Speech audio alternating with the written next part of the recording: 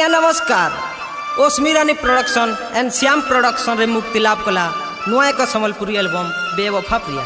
गीत के लिखिछन आ गाइछन झारसुड़ा कोटापाली सुनाथ सिंह, संगीत देछन कापुन दादा सुनाथ सिंह, सपोर्टेड बाय झारसुड़ा नक्सापाली कुणाल, सुधीर, असित, नेत्र, नारायण आ मोर प्यारा बिटू एच कोटापाली अनंत सिंह, चांद और मोर भाई मनीष सेमिलिया, बरगढ़ पदमपुर जमलार मोर दादा मुनु भाई।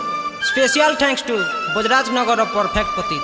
गीतटा रेकर्डिंग है चारा स्टूडियो बरगढ़ और गीतटा रेकर्डिंग करिछन प्यारा बिसी दादा।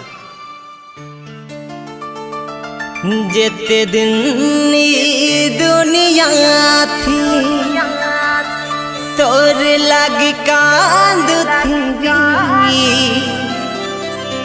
गोटे कथा मन रखी था,